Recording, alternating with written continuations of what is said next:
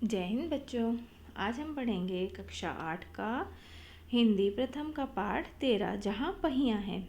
इसके लेखक हैं पी साईनाथ जी। इसके लेखक पी साईनाथ जी हैं। पाठ को शुरू करने से पहले थोड़ा सा पाठ के बारे में बता देती हूँ। इस पाठ में जहाँ चाहा वहाँ रहा वाली कहावत जो है उसको दिखाया गया है कि उसको सच होता दिखाया गया है। लेखक ने एक तमिलनाडु राज्य में एक पिछड़ा हुआ गांव है जाना माना पुडुकोट्टई की महिलाओं के बारे में बताया है। उन्होंने महिलाओं ने साइकिल चलाना सीखा और साइकिल को एक आंदोलन के रूप में अपनाया। साइकिल चलाना और समाज की जो रूढ़िवादी बंधन थे, पुरुषों द्वारा बनाए गए थे जिन बंधन, तो उन सबको तोड़कर वो इन सब से बाहर निकल आई। और लेखक ने पहिए के विकास की उन्नति के बारे में इस पाठ में दिखाया है। तो ये एक रिपोर्ट के रूप में है कि ये जो पी साईनाथ जी थे वो एक बार तमिलनाडु के गांव पुडुकोट्टई में गए थे और वहाँ पर इन्होंने ये रिपोर्ट तैयार की थी कि किस किस तरह से महिलाओं ने साइकिल चलाना सीखा और कैसे किस काम किया उन्होंने। तो उन सब के बारे में इन्होंने एक रिपोर्ट तैयार की है। तो ये देखिए, ये है भारत का नक्शा। तो इसमें आप ये देख सकते हैं कि ये भारत है और ये है तमिलनाडु। यहाँ पर ये देखिए, ये तमिलनाडु यहाँ साफ दिखाया गया है। इधर छोटा सा दिख रहा है, इधर ये तमिलनाडु। यहाँ पर एक पुडुकोट्टई करके छोटा सा जिला है। तो उसके बारे में ये रिपोर्ट है पी साईनाथ जी द्वारा तैयार की गई है। देखिए साइकिल चला रहे हैं। तो पुडुकोट्टई तमिलनाडु साइकिल चलाना एक सामाजिक आंदोलन है। कुछ अजीब सी बात है ना, लेकिन चौंकने की बात नहीं है। पुडुकोट्टई जिले की हजारों नवसाक्षर ग्रामीण महिलाओं के लिए यह बात आम नहीं है कि जो पुडुकोट्टई की जो महिलाएं हैं, अब ये साइकिल चलाना एक आंदोलन है। तो ये बात हैरानी करने वाली है कि साइकिल चलाना भी कोई आंदोलन होता है। लेकिन ये चौंकने की बात नहीं है कि वहाँ की जो नव साक्षर अभी पढ़कर निकली हैं, साक्षर होना मतलब पढ़कर आना, तो नव साक्षर जो नई पढ़कर आई ग्रामीण महिलाएं हैं उनके लिए बात आम है। अपने पिछड़ेपन पर लात मारने, अपना विरोध व्यक्त करने और उन जंजीरों को तोड़ने का जो जिनमें ये जकड़ी हुई थी, कोई ना कोई तरीका लोग निकाल ही लेते हैं। कभी कभी ये तरीके अजीबोगरीब होते हैं। तो लेखक जो हैं रिपोर्ट के रूप में बता रहे हैं कि अपनी आज़ादी के लिए लोग तरह तरह के तरीके तलाश लेते हैं और वो तरीके कभी कभी अजीबोगरीब भी होते हैं। भारत के सर्वाधिक गरीब जिलों में से एक है पुडुकोट्टई। जो पुडुकोट्टई क्या है, भारत का बहुत गरीब जिला है। पिछले दिनों यहाँ की ग्रामीण महिलाओं ने अपनी स्वाधीनता, आज़ादी और गतिशीलता को अभिव्यक्त करने के लिए प्रतीक के रूप में साइकिल को चुना। ठीक है ना। तो अपनी आज़ादी को, अपनी स्वाधीनता को, अपनी गतिशीलता को व्यक्त करने के लिए उन्होंने साइकिल को चुना। उनमें से साइकिल को चुना तो उनमें से अधिकांश नवसाक्षर थी। अधिकांश जो महिलाएं थी वो क्या थी, नवसाक्षर, मतलब अभी पढ़कर आई हुई महिलाएं थी।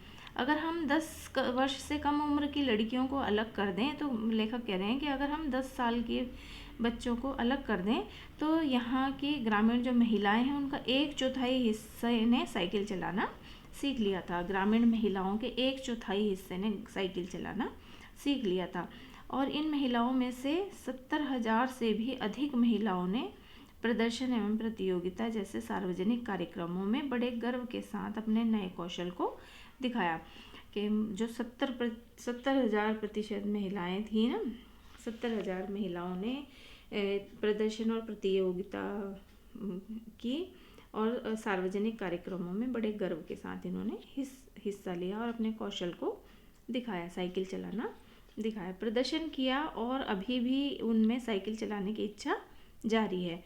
वहाँ इसके लिए कई प्रशिक्षण शिविर चल रहे हैं। तो उस पुडुकोट्टई जिले में प्रशिक्षण शिविर मतलब जहाँ पर साइकिल चलाना सिखाया जाता है, तो वो भी अभी वहाँ पर चलाए जा रहे हैं। ग्रामीण पुडुकोट्टई के मुख्य इलाकों में अत्यंत रूढ़िवादी पृष्ठभूमि से आई युवा मुस्लिम लड़कियाँ सड़कों से अपनी साइकिलों पर जाती हुई दिखाई देती हैं। ये जो इलाका है, ये जो पुडुकोट्टई, तो वहाँ पर ज़्यादातर क्या है, मुस्लिम इलाका है। तो मुस्लिम जो लड़कियाँ हैं अब क्योंकि बहुत रूढ़िवादी होते हैं, बुर्के में रखते हैं, तो ये महिलाओं का बाहर निकलना एक बहुत अलग ही अनोखी बात है कि वहाँ की जो मुस्लिम लड़कियाँ हैं वो सड़कों पर साइकिल चलाती हुई दिखाई दे रही हैं। तो बहुत अजीब बात है ना। तो जमीला बीबी नामक एक युवती ने, जिसने साइकिल चलाना शुरू किया है, मुझसे कहा। अब रिपोर्टर जब उस गांव में गए हुए थे तो उन्होंने देखा कि बहुत सारी मुस्लिम लड़कियां साइकिल्स चला रही हैं सड़कों पर। तो उसमें से एक जमीला बीबी नाम की लड़की थी। तो उससे रिपोर्टर ने पूछा तो उन्होंने कहा कि यह मेरा अधिकार है। जमीला बीबी ने कहा कि साइकिल चलाना मेरा अधिकार है, अब हम कहीं भी जा सकते हैं, अब हमें बस का इंतज़ार नहीं करना पड़ता। तो वो कह रही हैं कि अब हम जो हैं औरतें कहीं भी जा सकती हैं, हमें बसों का इंतज़ार नहीं करना पड़ता। मुझे पता है कि जब मैंने साइकिल चलाना शुरू किया था तो लोग फब्तियाँ कसते थे, कि मतलब फब्तियाँ कसना मतलब बहुत चुभने वाली बातें, मैंने उल्टी सीधी बातें कहते थे लोग जो थे, आदमी जो थे वो क्या कहते थे, बहुत उल्टी सीधी बातें कहते थे। जब मैंने साइकिल चलाना शुरू किया था तब मुझे उल्टी सीधी बातें कहते थे, लेकिन मैंने उस पर कोई ध्यान नहीं दिया और मैं साइकिल चलाती रही, कि मैंने इन सब बातों पर कोई ध्यान नहीं दिया और मैं साइकिल चलाती ही रही। फातिमा एक माध्यमिक स्कूल में पढ़ती है। फातिमा एक लड़की है और वो माध्यमिक स्कूल में पढ़ती है और उन्हें साइकिल चलाने का ऐसा चाव लगा है कि हर शाम आधा घंटे के लिए किराए पर साइकिल लेती है।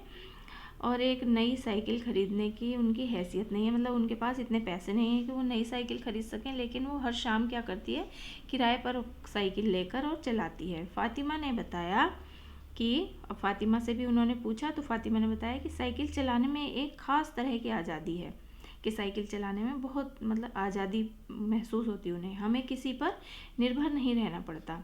साइकिल चलाने से हमें किसी पर निर्भर नहीं रहना पड़ता। मैं कभी इसे नहीं छोड़ूंगी, मैं इसे चलाना नहीं छोड़ूंगी, फातिमा ने लेखक को, रिपोर्टर को बताया, पी साईनाथ जी को बताया। अब जमीला, फातिमा और उनकी मित्र अवकन्नी, इन सब की उम्र 20 वर्ष के आसपास है और इन्होंने अपने समुदाय की अनेक युवतियों को साइकिल चलाना सिखाया है। ठीक है ना।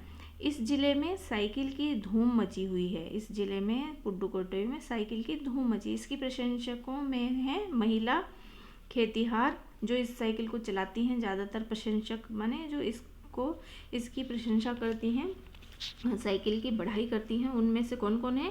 खेतिहार मजदूर हैं, पत्थर खोदने में मजदूरी करने वाली औरतें और गाँव में काम करने वाली नर्सें, बालवाड़ी और आंगनवाड़ी कार्यकर्ताएं भी इसकी प्रशंसा करती हैं।